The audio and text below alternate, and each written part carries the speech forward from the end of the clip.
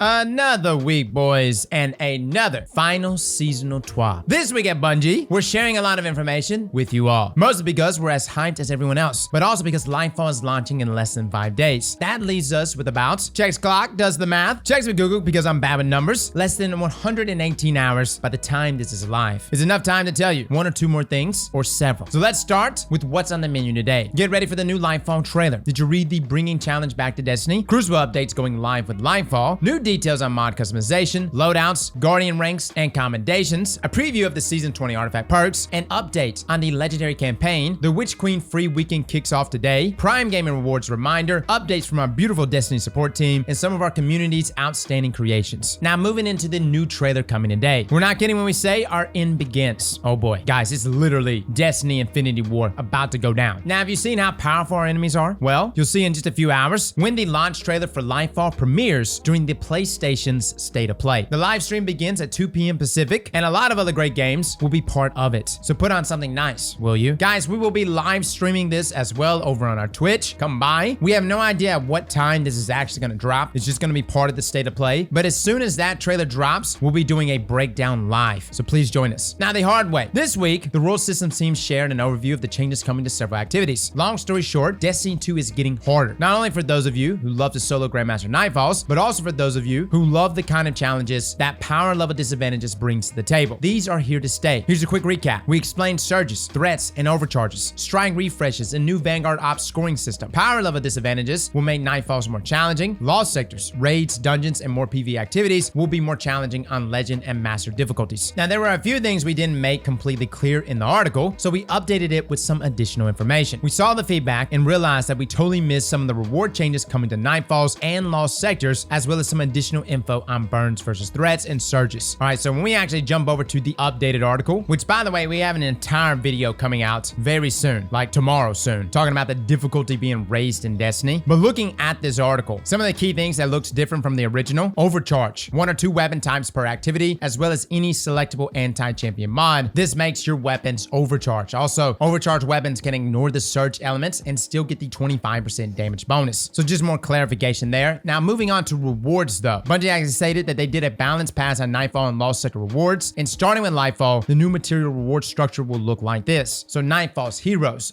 small chance of up to 2 enhancement prisms, 1 enhancement core, and a small chance of up to 2 more. New, 1 enhancement prism and a medium chance at 1 more, so guaranteed. Also 2 enhancement cores and a medium chance of 1 more. Now for Legend Nightfalls: 1 enhancement prism and a small chance at up to 2 more. New, small chance of 1 ascended shard and 2 enhancement prisms and a medium chance of up to 2 more. Now for Master Nightfalls: medium chance of an ascended shard, 2 prisms, and a small chance of up to 2 more. Now though, you'll get 1 ascended shard and a small chance of 1 more, and 2 enhancement prisms and a medium chance of 2 more. Oh my god, the loot is raining. And for Nightfall Grandmasters: 1 ascended shard and a medium chance of 1 more, and 4 enhancement prisms and a medium chance of up to 2 more. New, starting in Lightfall, we will get 1 ascended shard and a high chance of 1 more, 4 enhancement prisms, and a medium chance of up to 2 more. All right, so going from medium chance for that second shard to high chance. Again, Bungie, can we get some ascendant alloys in here? Now, a similar pass has been done for Lost sectors.